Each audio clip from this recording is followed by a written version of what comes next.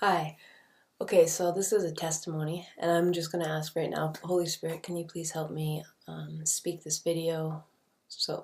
Just see so I can actually speak it clearly. Like, can you help me with this video and just help me speak and explain my story properly? Thank you. Okay, so basically, I have a testimony that I think might be able to help other people find Christ. And why I've chosen Jesus, it took me a long road to figure out that Jesus was somebody worthy to be worshipped, and just to believe in him and to actually know that Jesus is the way to heaven. So if you guys want to go back before you start this one, you can go into my videos and see my first video. So my first video is I had a near-death experience, and I basically died, met God, left this body, died, my body was dead. My soul left the body, went and had a conversation with God. I only saw light. Okay, so when I was up there, I didn't see a Jesus. I didn't see angels. I didn't see I just saw light, and I felt good. I knew I was in heaven, maybe on the outside of it. I'm not exactly sure, but I only felt it and could see light. And I talked to God, but I didn't know his name. I just knew he was God, but that's all I got. That was a lot, more than most, but I didn't see Jesus up there. Okay, so after that happened, when I was a child, I gave my life to Jesus. Then this near-death experience happened. And after the near-death experience happened, I said, screw that. I'm not giving my life to Jesus anymore. I'm not going to believe in Jesus or even consider him. I actually thought that he was it was a big cult. Seriously, I thought that everybody who was a Christian and believed in this Jesus guy was brainwashed. I just felt sorry for them. I thought they were a bunch of poor people that were brainwashed. So I just automatically judged. But I had a good reason, because I didn't see a Jesus, and I did die, right? So I wasn't too harsh. It was more logical. I was logically assessing the situation. So I go on with my life, and I'm searching for God. Okay, well, who was that God that I talked to, that I met? So who is this God? So I'm searching. I went to Sikh temples, Buddhist temples, synagogues, Kabbalah, the Kabbalah. I took a huge course. I went to just all over the place. Okay, searching, whatever, yoga, or meditation. I just tried anything. How can I connect back with the God that I know is real, the God that I met? Who is this God? So I decided to go back to the beginning of time, the very creation of our existence, which pretty much goes all the way back to the Jews and Adam and Eve and how the world developed. If people have questions about that, do your own research, but they have enough evidence now that what's said in the Bible is true. So if you're dealing with some inner conflict that you don't believe that it could be true, science actually is in alignment, and history is in alignment with what the Bible says, and it is true. So I did my own research to find that out. Now you're going to have to do that on your own time. This is my testimony. So I came to the realization that, yeah, God's real. I met him. And it must be the Jewish God, because he created us, he created the world. So I went to the synagogues, was going to convert, went to Kabbalah, spent a lot of time just absorbing the culture and the belief systems, eating kosher, keeping Shabbat, all these things. But I guess I didn't always eat kosher perfectly, and I didn't really know how to, if I did wrong things, how to be forgiven, because you have to burn animals and stuff. I don't know. There's always I know I'm not supposed to do things, but there was always this kind of, but what now what? I did those things. So I just kind of slowly strayed away and started doing my own thing. I was focusing on music, and then I was focusing on I wanted some money. So basically how I survived for the past like 5 years was, well, okay, I'll just say it. I'll say it now, and I'll tell you all the things that have happened. So I kind of strayed away from like God and the Jewish thing because nothing really like kept me there. Like no, there was no real rules. I didn't really feel anything special. I didn't have like a super connected relationship. Like I just kind of strayed away. Started doing my own thing. Stopped thinking about God as much. Started thinking about money. And I just wanted to have fun. Somebody suggested, hey, why don't you just try escorting? So, like, I already had sugar daddies, so like guys you date that are multimillionaires, for those who don't know, and they just give you like a monthly allowance. They pay for things. So I had a few like of those boyfriends, and then somebody said, hey, why don't you just try escorting? So then, boom, I started escorting, making like way more money. So it's like a lot of money, right? You have boyfriends and you have just random. So it was really, you know, it was a way for me to do whatever I want. And honestly, I started learning a lot. I had fun for a while doing it, but what happened was I started getting really greedy. Okay. Like, you get a little bit of money, and I always had struggles with greed. I always have had problems with my greediness. Um, I started getting like a little bit of money, and then I wanted, of course, more and more and more, and you can't get enough money. And so my music, though, it started taking a back seat. Like, I was making money, and I was focusing on like my work, and I was making a lot of money doing it, but like, what about my music? What about my musical career that I wanted so bad? So I started going on the internet, just really focusing on like music, the music industry. I went to music school, the music business school. I studied like online, everything like marketing, social media. Like I was really interested in all this stuff. So I put a lot of my money into just buying musical instruments and just, I've written and recorded like 22 of my own songs all by myself. Wow, bravo. I'm so great. No, but like what I'm trying to say is I was very into music. Okay, I really liked it. So I wanted it, but I realized, hey, my time's running out. Like I'm getting older. I need to be in the music industry like now or never, right? So juice. Anyways, so I started selling my soul to Satan. Let's just get real here. I said, hey, Satan, I don't know if you're real, but if you are, I want you to give me an amazing singing voice. I want to have as much money as Madonna and like at least be as rich and famous as Madonna. Like, I want to, and Justin Bieber. Like, I don't want to be anything less than that. If I'm going to be famous, like, I want to go hard or go home. And I want to have like, I think I even told him like I need to be a billionaire, before I die. Like I have to have, you know, but you can eventually have, and I want to be signed in a record label in LA, and I want to live in LA, so I had all these ideas, just the big Hollywood, garbage dream that people see on TV, but I started making a deal.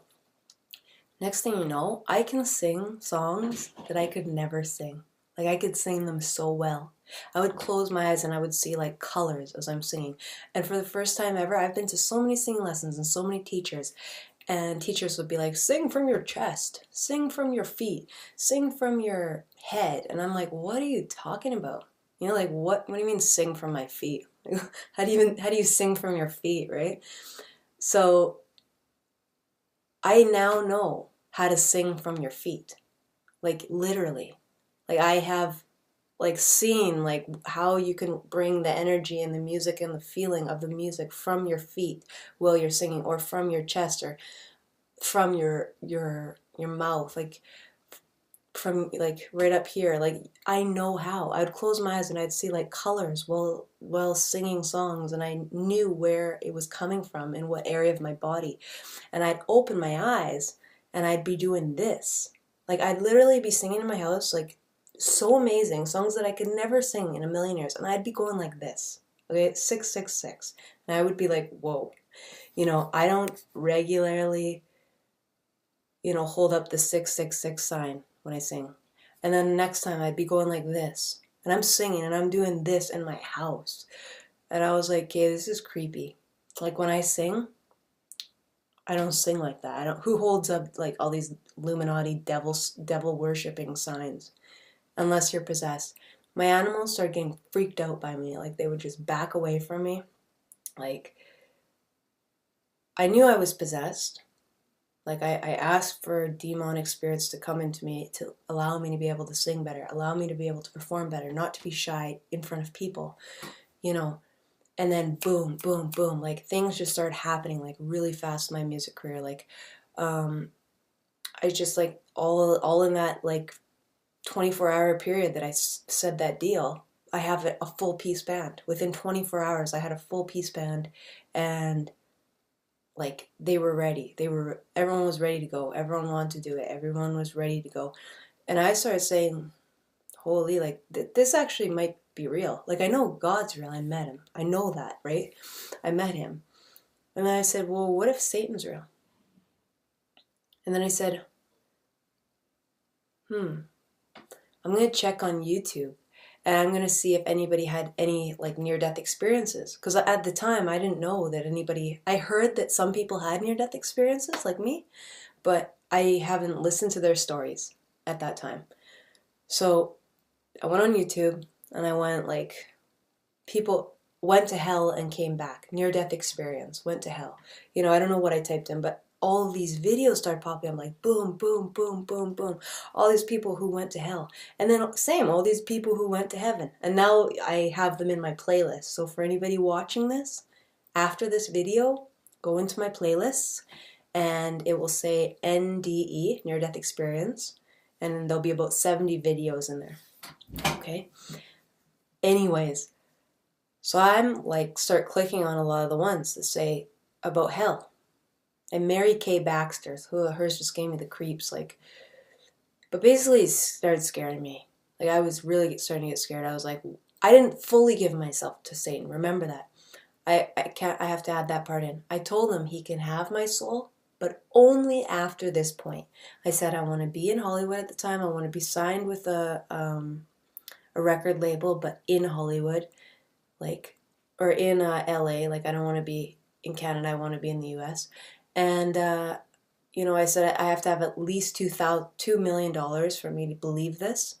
And then I want a billion after that. And then I said, like, you know, that was it. Once I got those things, then consider it done because I know he'll follow through with the rest.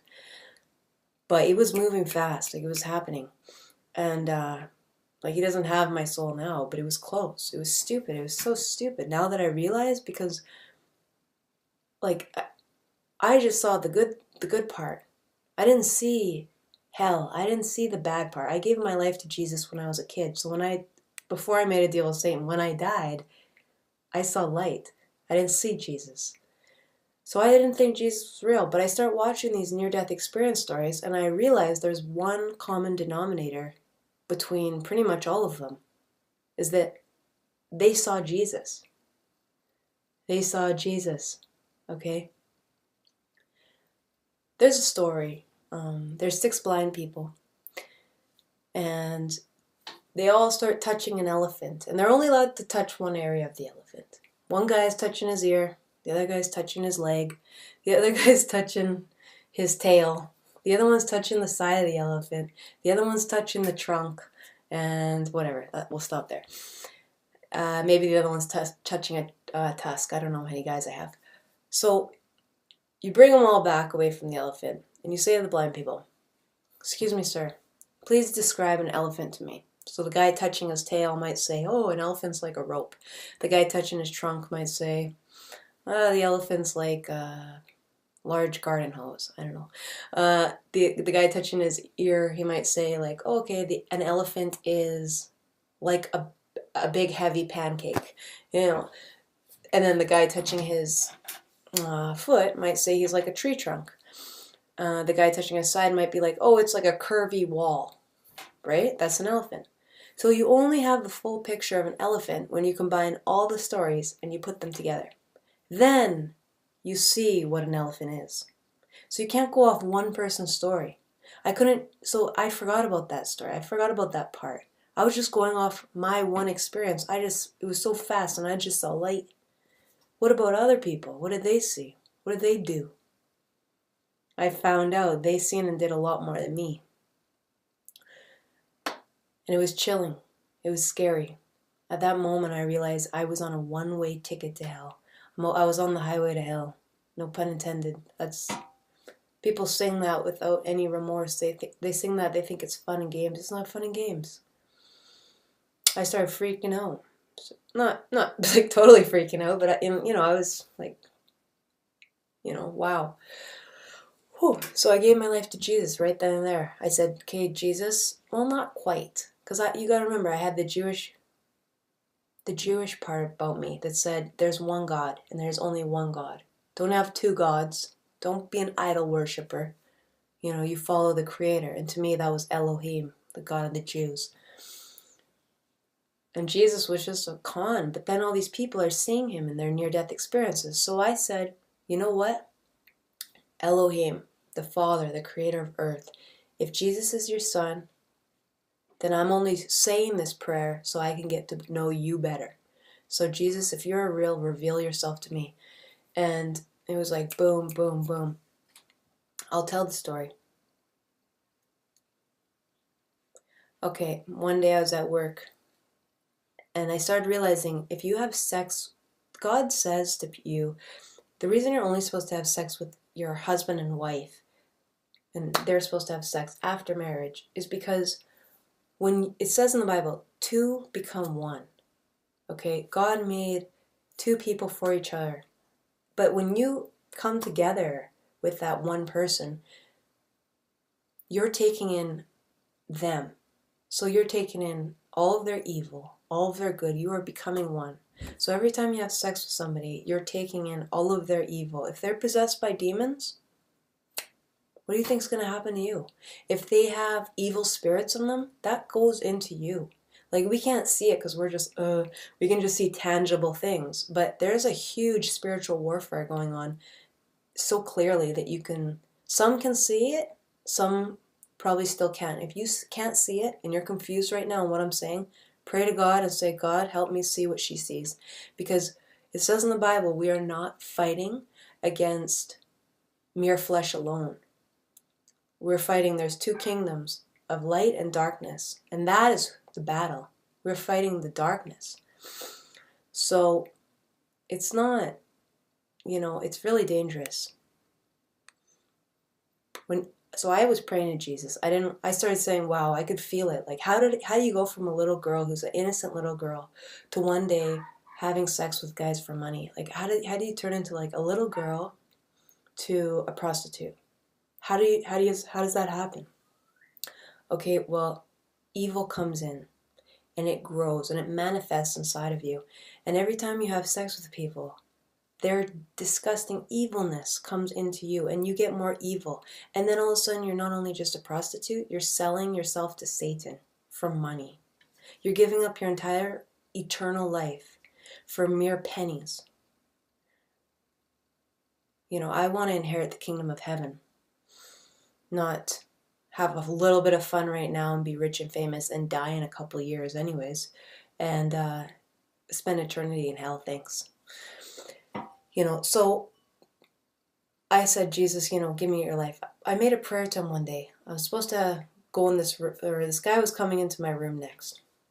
And I started getting freaked out because I was realizing that who you sleep with, all their demons, all their evil comes into you. So I said, Jesus, please help me. Please help me. Can you make sure that when I do my business with this guy, can you please protect me from any evil demons and spirits that are going to come into my body through him, or any evil or bad sins that are going to, put bondage around me? Can you please just protect me from the evil spirits that I can't see? So what happens for the first time and the last time? The guy comes in my room, and not mine, but it was a place I was at, the room I was in. The guy comes in And he literally looks at me, starts screaming in my face. I just said like, hello, same as always. Guy starts screaming in my face as if he's like completely possessed with demons. And he's like, blah, blah, blah, blah, blah. I gotta get out of here right now. I'm leaving. So he literally leaves. Anyways, I was like, wow, Jesus just saved me right then and there. So right then and there, I knew I had to stop. I had to stop what I was doing. And I believe that was the last person I ever seen. And, Jesus saved me from not only prostitution. Okay, he saved me from being selfish, caring about myself, being greedy, being obsessed with money. I now have learned how to love other people. I have a moral conscience that I never had before. I want to care about the people around me. I want to share the gospel. I had a lot of problems too. Like I was doing cocaine.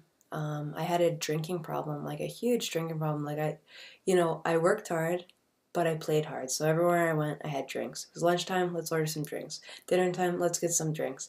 Let's get some drinks. I always had to have drinks with food, drinks wherever I went. My house was the party house. It was like, okay, all the strippers, you're done work, come to my house, and we'll party there. But what I'm saying is, my life has just been seriously one big mess. I've quit smoking. They've put me on Ritalin since I was a kid, okay? Since I was 7 years old. I don't take Ritalin anymore. I was completely addicted to that. I don't drink anymore, not a sip, not a drop. I'm about 4 months sober. That one was the hardest. It took me the longest. I don't smoke anymore. I think I said that. No more drugs, no more casual drugs, even marijuana, nothing. I'm not greedy anymore. Like I used to put so much emphasis on money. I have a new job. Jesus just came into my life, came into my heart, and, he gave me love. He gave me a community. I have new friends now. I have like a few different churches that I go to, a few different church programs that I'm involved with. I have, honestly, my relationship with my family has completely mended back together. Me and my mom are super close now, my parents as well. Both my parents, my dad too, and I'm really happy because my life was just so horrible and he actually fixed it and he helped me. So that's pretty much my testimony. And yeah, if you are considering giving you're considering having God in your life, please also just ask God in your heart, like, God, if Jesus truly is your son, then I have to get to know him because it's only fair, right? And just ask him, just make sure if you're not sure to follow Jesus or who to follow, just tell God that. Be like, God, I'm not really sure who. I know I want to follow you, but how do I connect with you on earth? That's like the number one question. How do I connect with you on earth? And it's through Jesus. Like I can confidently say that. The only way to the Father is through the Son. It also says that in the Bible. And when you start seeing him just work and work and work for you, and like, why are Christians, whatever, why are they so promoting their God? If their God's so great, shouldn't they not promote it? Like I remember a lot of the Jews would wonder that. They will say, why are Christians always pushing for Christianity, for this Jesus guy? And I can answer that.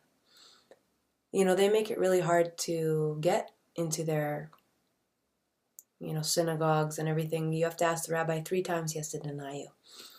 So if they're denying people, but then Christians, on the other hand, are pushing the gospel, telling everyone about it,